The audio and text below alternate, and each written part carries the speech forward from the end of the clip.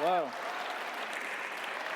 I have to say, I'm actually nervous here for a very few reasons, and that doesn't matter. When I was young, in high school, I'm going to talk about reality. I'm going to talk about my real time here at Berkeley as a student a couple of times, and not about founding Apple and all that stuff leading up to it. But you're going to see a lot of clues in there, and you're going to get an idea of how I think. I was academically lucky in school, and for some reason, I decided I was going to be an engineer because engineers are going to give us products that make life easier. Someday, engineers were going to bring products to the world that were going to let us work 4 days instead of 5 days. We missed, but that was my motivation.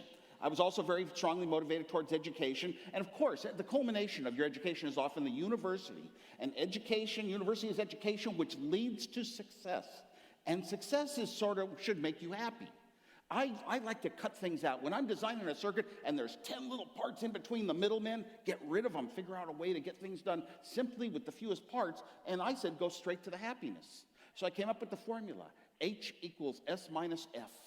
Happiness equals smiles minus frowns. That easy. If you feel good, you smile. If I were to die and I felt good and every day of my life I joked with people out on the street and I didn't have a home, I'd be better off than the guy who ran everything and was grilling and, sort of unhappy inside. But happiness equals smiles minus frowns. How do you get rid of the frowns? Well, you don't care so much about things that they're going to give you frowns. You don't have to win arguments, Everybody's good. Both sides are good. You don't have to win. The only person you have to win an argument with is against yourself. So don't really get upset when your car gets scratched, these sort of things. And that formula took me a long way through life. By the time I came back to Berkeley my second time, I did modify the formula a little to H equals F cubed. Happiness equals 3 Fs. Food, fun, and friends. Food is a metaphor for the necessities of life, shelter and clothes and stuff. And fun and friends is obvious. Well, when I told this, I was being inducted into my high school Hall of Fame, and 7 of the first 10 people instrumental in starting Apple Computer actually went to the same high school. You start with your friends, and of course the university friends all go back to different cities, so you're never together. But they were all, that's how you do when you don't have any money. You start in a house, you start in your garage. Well, I was told that when I was being inducted into my high school Hall of Fame, and the students started laughing, and I had to embarrassingly say into the microphone, there might be a 4th F. Now, in those years, before I got to Berkeley, in my bedroom at home, hanging on my wall was, I don't know if you can see it, maybe it's not projected, but it's actually I had posters of computers in racks. This computer could sit on a table. Told my dad, I'm going to have my own computer someday. He said it costs as much as a house, and I said, I'm going to live in an apartment. And it stuck with me. Now, in high school, I was kind of a prankster. I did a lot of them, but I don't have time to tell all those stories. But I remember one that I favored. I got into the daily announcements to everybody that Stanford's head janitor was going to speak on higher custodial education. And the students would laugh, and the teachers would tell them, no, that's serious. It's real. So somehow during high school, as I said, I was academically lucky. There were no classes on computers. There were no computers. I taught myself. From little materials I'd stumbled onto, taught myself on paper and pencil, only paper and pencil, how to design computers, and took those thousands of hours. They say it takes 10,000 hours to get good at something. Every weekend I shut my door and just worked, and I taught myself. In essence, writing the book. You can write the book. You don't have to believe. The only intelligence I get in the world comes from books. It comes from classes. If I have the same answer as everyone else, I get a good grade, and they call me intelligent. Well, that's not what it really is. Got to Berkeley. Berkeley was a symbol of free speech back in those days. It was a symbol of civil rights. And the movie The Graduate hit when I graduated from high school. Also, that year, 1968, was when Leonard Nimoy wrote his comments about the girl that was biracial and worried, about being bullied and all that. You might see that. It's going around in the news today.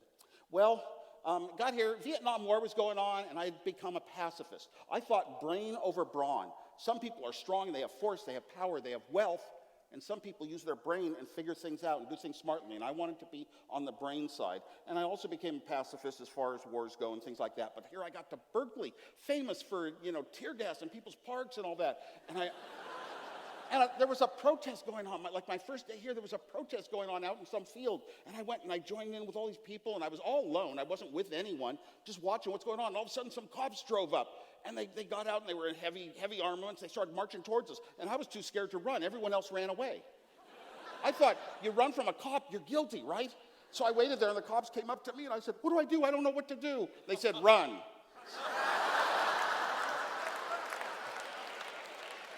So I ran. There were a lot of students in our dorm, Norton Hall, that were collecting like little rubber bullets you could find because the cops would come and start shooting rubber bullets down the street at people and give some big bruises from that. And they would tear gas would go off once in a while. Oh my gosh, I hung out where I thought there might be some tear gas canister launched, and I always hoped that I could get right at the canister when it puffed out, and my friend across the street would take a picture of me by it, smiling. Never quite got that picture. I was in Norton Hall. It was an all-men's dormitory back then. And the first night I arrived, late at night, my roommate came in and he talked about, a bunch of them been together in the lounge, and they hung this guy named Harvey off of either the first floor lounge or the seventh floor lounge by his feet. I don't know why. I think they lowered him to the ground off the first floor lounge. I said, this is going to be a good year. We're going to have some fun. Yeah.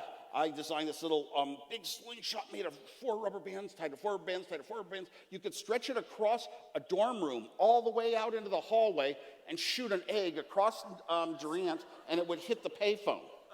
Or an M80 or a cherry bomb. And we would do this. I don't know how we never got caught for these things. The only guy that got caught the whole year for a firecracker was upstairs somewhere. Sometimes at that payphone, we had a lot of fun. We'd put shaving cream on the earpiece, and then we'd phone it from our dorm room, watching across the street. And when somebody ran into the payphone and grabbed the payphone, we'd start. You would hear them cussing, and then we'd tell them it was product marketing for some shaving cream. I was the electronic guy, leading a little electronic crowd, and we had all the phone lines of the entire dorm going right up our unlocked cabinet on the first floor. And it was easy to grab. The RA was Lee Steinberg. He's very famous because they made movies like The Color Movie about one of the major sports reps that reps sports figures and all that. And he was the RA, and I would take his phone line, attach it to an unused phone in room 134. Nobody was there. Go in and use that phone and try dialing numbers all over the world on his expense. Went over to the payphone, did a trick I heard about, undid a yellow wire on the payphone. And then, people came all day long, couldn't make phone calls, and at the end of the day, we attached the yellow wire, and ding, ding, ding, ding, ding, ding, ding, all this money came out. A magazine sold right here in town. I bought it here, and a book came out that year that told how to make a thing called a black box. 2 little $1 parts and a switch that you could buy at Radio Shack, put it on your phone line in the dorm, and whoever calls you doesn't get billed. Okay, it was really funny because there was a pole vaulter up on the 8th floor, and his parents wrote him a letter wondering why they hadn't been billed for 2 calls from Florida. So, and by the way, I was a pole vaulter in high school too, believe it or not, skinny and all. I had a car. I had taken 1 year off to work to earn the money to put myself through Berkeley, not burden my parents. I had also bought a car, a Pinto, and every weekend I was the one who got to drive groups of us down to Harvey's house was in Taft, California, and we'd go to Rosemead at Bill Duble's house, and they treated us so well, and I'd go to see my parents, and I'd go to Tijuana. Those dogs couldn't smell gunpowder.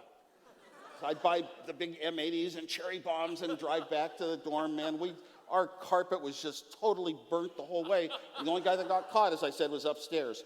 Well, one time we decided to make a popcorn bomb, a bag of popcorn with a cherry bomb in the middle, and we'd slide it down this 40-pound fishing line I had that Steve Jobs and I had done a prank with from the 7th floor lounge of Norton Hall over to above the garden in Ida Sproul Hall, above the first floor lounge, and it was the house mother's garden, and we put all the physics to calculate how long the fuse should be on the blackboard in our 7th floor lounge. We're real proud of that one. In those days, for computer programs, the computer was in the basement of the new Evans Hall. And you go down the basement, there were all these key punches. You type on key punches, and it punches holes in cards for your letters. And at finals time, it took 40 minutes to get on a key punch. Everybody was lined up for 40 minutes. You'd have to wait. There were 2 key punches over there for an IBM computer, and it printed the wrong characters, and it just wasn't right. It wasn't the right holes. I touch-typed everything. I was a good typist. And in those computer punch days, you had to get special characters like parentheses, you had to hit 2 keys with the left hand. Little pinky plus another key, little pinky plus a different key. And I was good at touch-typing everything. I found out that those IBM key punches, if you typed touch without looking at the wrong characters being printed, the holes were right. and the computer only knew the holes. That was one of my claims to fame on the card punch. We had little boxes of all those little chits that came out of the card punches, and of course one time they stuck an M80 in one and shoved it under my bed. Pow! It took forever to clean that thing up.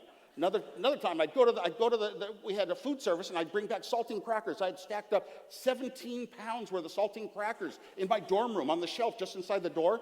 And I was down in the unoccupied room playing phone tricks one time, and I heard an explosion. I knew what it was. Harvey had set off an M80 in the middle of the saltine crackers all over the floor, bits of them. My roommate, John, and I just scooped it up and scooped it into a full trash can. Then we thought, we got an idea. We'd go up to Harvey's floor. We'll get a friend of ours to put a tape over Harvey's door so when it closes, it doesn't lock.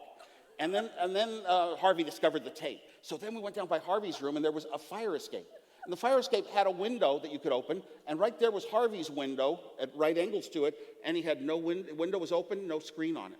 So we took a broom and shoveled bits of these crackers, the entire thing onto his bed, right onto his bed.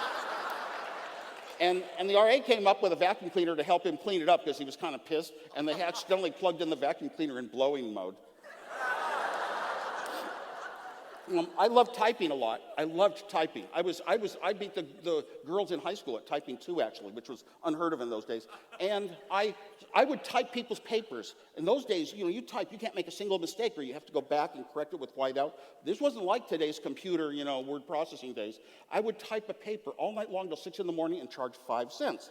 And when I came back my second time to Berkeley, I would charge 5 cents for tutoring, as we'll get to. We had the blue box, the night I met Captain Crunch, the most famous phone freak. I'd been spreading the lore all over the campus, and he came to visit me in the dorm, and I opened it up. He taught us codes up in Kip's Pizza Parlor till late at night. Steve Jobs and I then had to drive home. Car broke down. Went over to a gas station. There was a payphone. We said, we've got to try to do this blue box at a payphone. And we tried, and the operator came on the line, Steve was all scared, and then he tried again. The operator came on the line, he was all scared, and got me the blue box when the cops showed up. Cops said, what is this device? I said, the Moog synthesizer was brand new, the first music synthesizer ever where electronics created music. And I said, it's a music synthesizer, makes tones when you press the buttons. And the cops finally put us in their car, and we knew where we were going, down to the police station. Cop turns around, hands me back the blue box. He says, guy named Moog beat you to it.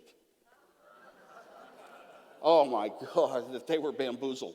I had 4 classes, all graduate classes in hardware design and software design, all in the same room in Corey Hall. I sat in the same seat. No class started before noon either. And I sat in the same seat for 2 classes on Monday and Wednesday, same seat for 2 classes on Tuesday and Thursday. You couldn't make up something like that. At the end of the year, my roommate wrote a report for English that he was supposed to, for literature, for writing class. And it was all about a guy named Alfonso, labeled fiction. Every bit of it was totally true about what we had done in our dorm that year. But nobody would believe it. I had got this incredible job eventually working at Hewlett-Packard on the iPhone 6 of its time, the HP 35 scientific calculator that was going to change everything. And Hewlett-Packard they valued you as an employee of the company and an owner of the company. And I did a lot of projects on the side for love. People heard that they could come to this young engineer at Hewlett-Packard, and I didn't have a degree yet. I had 3 years done at Berkeley, but they interviewed me, and I could do the engineering job. So people would come to me, and I would design products for them for free. And once a year, Steve Jobs would come into town and say, that's a neat thing you built just for fun. We got to sell this. We can sell it. And he turned them all into money.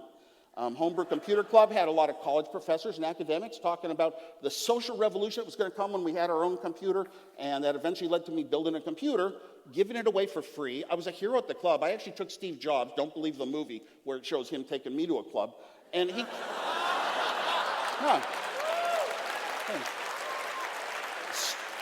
Steve didn't know the computer existed, and he came into town, and he saw the crowd around me, and he said, we got to sell a part of this. We can build it for $20 and sell it for $40. And that was the start of Apple. And when it came time to give stock, I thought, you know what? There were a bunch of little other people around us that were like founders. They were in those founding days. They were young people, in high school, some of them.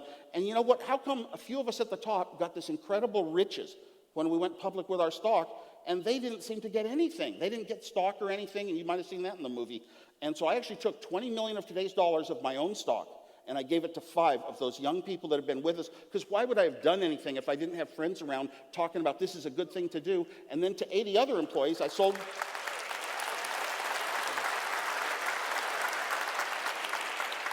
I sold pre-IPO stock because, you know what, I just felt that it was just, we need a better, I don't know, equalization of income in this country. More like Canada. When I returned for my last year of college, 10 years in Apple, my name was famous, so I had to use a fake name. And my diploma, my Berkeley diploma, I got them to put it in that name, Rocky Raccoon Clark. And I would walk home. I lived on the north side that year, and I'd walk home, and every day at Laval's Pizza Parlor North Side, I'd play Defender. Oh, it's an action game. And it took me many years before I could roll the score over, but eventually I did. That's all I have. Go Bears, go Oski, go Sharks. For mathematicians, go forth and multiply. Live long and find happiness or prosper. Thank you.